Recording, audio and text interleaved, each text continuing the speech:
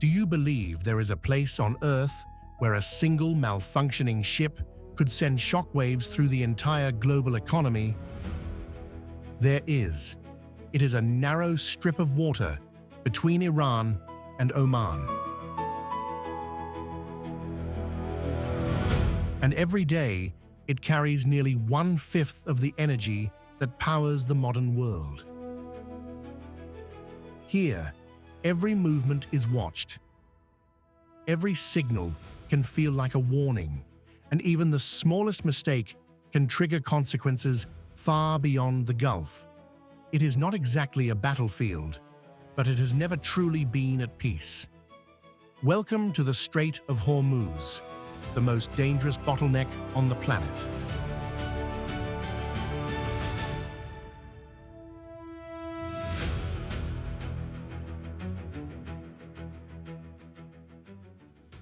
On a world map, the Strait of Hormuz does not look especially dramatic. It is just a narrow waterway between Iran and Oman, a small maritime passage connecting the Persian Gulf to the wider Arabian Sea. There are no glittering megacities here, no skyline that instantly captures the world's imagination, no landmark so iconic that it dominates headlines on its own. And yet that ordinary appearance hides an extraordinary reality, because the Strait of Hormuz is not just another sea lane. It is one of the most important energy choke points on Earth. Every single day, roughly 20 million barrels of oil move through this narrow corridor. Alongside that, flows a massive share of the world's liquefied natural gas. These are not abstract numbers buried in reports or spreadsheets. They are real shipments, real cargo, real tankers moving through a space only a few dozen kilometers wide. And even more importantly, much of that energy is headed toward Asia. That means some of the world's largest economies, China, Japan, India, and many others, are tied to this single route. Factories, and cities, power grids, and industrial systems thousands of miles away all depend on what happens here. There is no fast replacement, no easy reroute, no simple backup plan. The oil and gas have to pass through this corridor. That may sound irrational, but that is exactly how the modern world works. We often imagine the global economy as a vast and resilient network, spread across continents, full of alternatives and redundancies. But the truth is more fragile than that. Behind all that complexity are a handful of very small pressure points, places where a disruption at the front end can shake the entire system behind it. And the Strait of Hormuz is one of those places, a location that looks almost anonymous on the map, yet quietly controls part of the energy flow of the entire world. A place where movement is never just movement. Out in the Strait of Hormuz, almost nothing is truly accidental. Every ship that enters this corridor is not simply crossing open water. It is entering one of the most intensely monitored maritime spaces on Earth. From coastal radar stations to orbital surveillance, from armed patrol boats to unmanned aircraft, the entire corridor exists under a dense web of observation. And the space itself is already extremely narrow. At its tightest point, the strait is only about 33 kilometers wide, but the actual shipping lanes used by commercial vessels are much narrower than that, only a few kilometers in each direction. That means giant oil tankers are compressed into predictable, highly controlled routes. There is almost no room for improvisation, no meaningful detour, no freedom to simply steer away from tension when something changes. And ships here do not move freely. They move because they must follow a confined and visible path. And that changes everything. In a place this narrow, surveillance is no longer just passive observation. It becomes pressure, an invisible force that hangs over every mile of water. When everything can be seen, every move can be interpreted, every adjustment can be questioned. Every signal can be analyzed for meaning beyond what it appears to be. And that is what makes Hormuz different. This is not just a passage where ships travel. It is a corridor where movement itself becomes strategic language. A waterway that appears calm on the surface, yet operates under constant, tightly controlled tension. This is where geography turns into power. Throughout history, one principle has remained almost unchanged. Control the narrow point. You control the flow. And in the modern world, the Strait of Hormuz is one of the clearest examples of that principle still in effect. Geographically, it is simple. Iran to the north, Oman to the south. Between them, a narrow maritime corridor that every vessel must cross if it wants to exit the Gulf. There is no truly efficient alternative. But what makes Hormuz so powerful is not just its position. It is how that position can be used. Along Iran's coastline, over time, a system of control has taken shape. Naval bases, radar sites, missile positions, and fast attack craft all function as links in the same network. Taken individually, none of these elements may seem overwhelming, but together, they create a structure capable of influencing nearly the entire strait. With anti-ship missile systems, with ranges extending well beyond 100 kilometers, can reach far beyond the visible dimensions of the corridor itself. And that means much of Hormuz exists under the shadow of possible disruption. That is what makes the strategic logic here so unsettling. Power in Hormuz does not necessarily depend on occupying every inch of water. It does not require permanent dominance over every vessel. It does not demand territorial expansion. All it takes is the ability to create disruption at the right moment, in the right location, to generate pressure far beyond this region. That is why Hormuz is such a powerful example of geography being transformed into strategic leverage. A small space, a narrow corridor, but placed in exactly the right location, it can influence some of the largest economic flows on Earth. Now, this is where distance becomes dangerous. Across most of the world's oceans, distance creates safety. The more space there is, the lower the chance of collision, confrontation, or misunderstanding.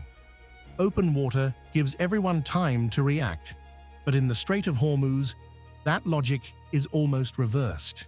Here, distance is compressed. Movement is restricted by geography and by shipping lanes. There is little room to adjust, little room to maneuver, little room to absorb error.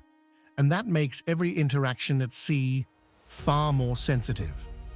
There have been moments in these waters when naval vessels from rival sides moved so close to one another that sailors could see each other clearly through optics.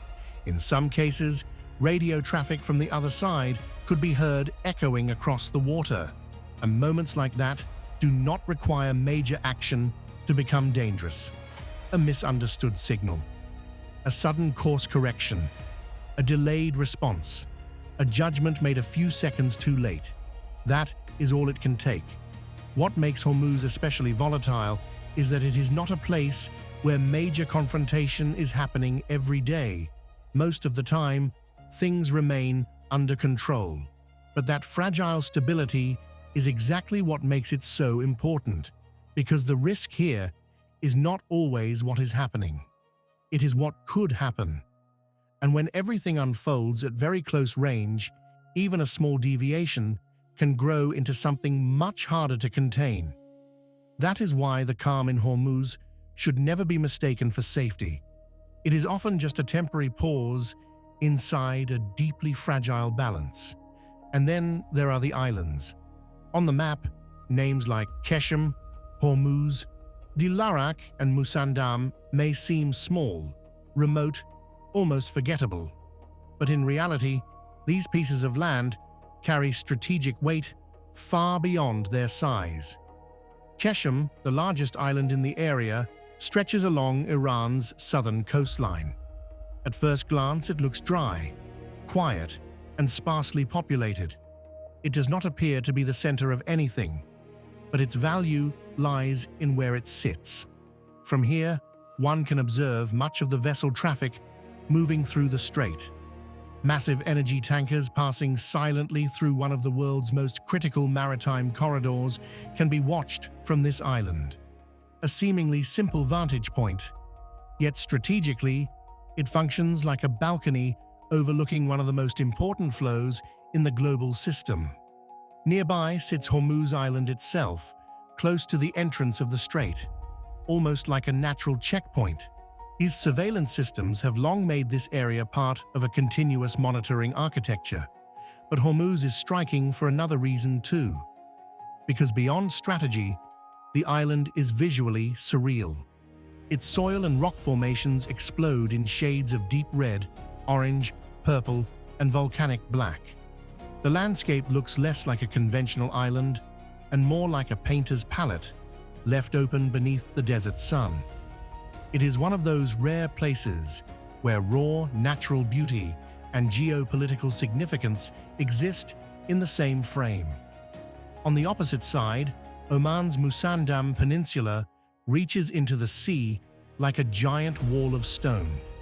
Seen from above, it almost feels as if the peninsula is wrapping itself around the shipping corridor. High in those mountains, observation points command broad views across the water, and in a confined space like Hormuz, our visibility matters. The advantage does not always belong to the side with more platforms or more equipment. Sometimes it belongs to the side that can see first, understand faster, and react earlier. That is why these seemingly minor islands and peninsulas matter so much. They are not the center of the world, but they sit exactly where the world cannot afford to look away. And when disruption happens here, the effect does not stay here. That is the real story of Hormuz. Its significance is not only about what it is about what happens when it is interrupted. Imagine that just one ship experiences a serious problem in this narrow corridor. It does not even have to be a major military event. A delay, a blockage, a navigational incident. That may be enough, because once movement slows at the front and everything behind it begins to adjust, energy prices can react almost immediately. Financial markets can shift within hours. Shipping contracts are recalculated. Insurance costs spike. Routes are reassessed. And thousands of miles away, factories and supply systems begin absorbing consequences without ever seeing the source directly. This is how choke points work. The first change may be local, but the second and third order effects are global. The disruption expands outward in layers like ripples moving across water. And most of that process happens quietly. There may be no dramatic images, no spectacular explosion, no obvious visual sign that the system is under stress. But behind the scenes, calculations are already being rewritten to prevent imbalance. That is the power of Hormuz. It is not merely a place where disruption occurs. It is a place capable of activating disruption on a scale far beyond itself. But Hormuz is not only a hotspot. And if you think this story is only about strategy, control, and tension, then you are seeing only half the picture. Because inside one of the most tightly watched maritime spaces on Earth, there are landscapes that feel almost alien. On Hormuz Island, the Earth itself looks unreal. Crimson plains meet orange ridges. Violet mineral layers break across dark volcanic stone. These colors were not painted by human hands, nor shaped for display. They were built by geology, by minerals, pressure, time, and the slow logic of the planet itself. After rare rainfalls, the colors shift again, blending into new patterns, as if the island is still being painted in real time. And beneath that surface lies another world. Massive salt caves open like hidden corridors inside the earth. The walls shimmer with crystalline reflections, catching the dim light in soft, almost unreal tones. The formations are both smooth and jagged, delicate and severe at the same time. The air is cool. The silence is heavy. Only the faint sound of mineral water dripping through stone interrupts the stillness. Drop by drop, layer by layer, the caves continue to change in ways too slow for the human eye to register. Not far away, other landscapes tell different geological stories. Canyons carved through warped rock, exposed salt domes, dry valleys stretch through silence, terrain that feels unfinished, as if the earth is still in the middle of shaping it. And this contrast is part of what makes Hormuz so extraordinary. And it is a place where the tension of the modern world meets landscapes that seem older than civilization itself. A place where strategy and silence, surveillance and beauty all exist at the same time. And sometimes, in the middle of all the calculations and pressure, nature continues on completely indifferent to the systems humans build around it. The story of Hormuz is also older than oil. Long before modern geopolitics turned this strait into a global energy choke point, it was already a vital trade route. For centuries, this corridor linked major commercial worlds together. On Hormuz Island, the remains of an old Portuguese fort still stand above the sea. Built in the early 16th century, it was part of Portugal's effort to dominate one of the most valuable maritime trade routes of the age, the route connecting India, the Persian Gulf, and the Arab world. At that time, controlling Hormuz meant influencing a crucial share of global commerce. The ships that passed through here did not carry crude oil or liquefied natural gas. They carried the wealth of an earlier era, spices from the east, silk, Gulf pearls, silver, and luxury goods moving between civilizations. The cargo has changed, but the principle has not. Hormuz was a choke point then, and it remains one now. The goods are different. The stakes are larger. The technology is more advanced. But the underlying logic is remarkably familiar. Whoever can influence this narrow corridor can shape flows far larger than the space itself. History proved that long ago, and the present is proving it again. Yet one of the strangest things about the Strait of Hormuz is this. Even in one of the most strategically monitored regions on Earth, where nearly every movement can carry geopolitical meaning, there are still small communities living lives that seem almost detached from that tension. In the far north of Oman's Musandam Peninsula lies the village of Qumzar. This is not a place easily reached. There is no major road linking it to the outside world. The village is typically accessed by boat, through narrow inlets and steep coastal rock. That isolation has created a rhythm of life very different from the pressure surrounding the strait. Here, fishermen leave at sunrise and return to the village harbor later in the day. Life moves slowly, quietly, by weather, by season, by the sea. And perhaps most remarkable of all, just the people of Qumzar speak their own language, Qumzari. It is a rare linguistic blend shaped by Persian, Arabic, and older local influences, preserved across generations in a place partially separated from the wider world. It is a living archive of human continuity in a place better known for strategic tension.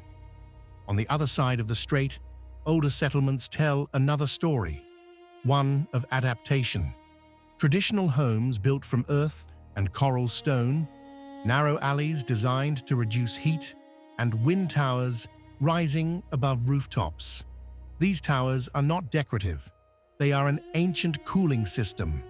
They catch air from above and funnel it down into living spaces, creating natural ventilation without electricity or modern machinery. In a harsh climate, that kind of design is not aesthetic. It is survival refined over centuries. And that too is part of the story of Hormuz. Not just pressure, not just power, not just surveillance, but human endurance. Because amid all the global calculations, there are still people here living within landscapes shaped by wind, stone, salt, and sea. By the end of this journey, you may not remember every figure or every strategic detail, but you may remember the images: the red earth stretching toward the water, the glittering salt caves hidden beneath the island, the small villages where life still unfolds at a slower pace, even while the world's energy system races just offshore. And perhaps that is the most important thing to understand about the Strait of Hormuz. It is not just a body of water. It is a place where multiple layers of time exist at once. The past of ancient trade routes, the present of modern power and global energy, and landscapes shaped over millions of years, still changing in silence. Here, tension and beauty exist side by side. So do fragility and control, speed and stillness, risk and routine. And maybe the most revealing thing about Hormuz is not simply what it is how we choose to see it. Because sometimes the places that attract the least attention at first glance hold the deepest stories of all. Stories that do not need to be loud to change the way we see the world.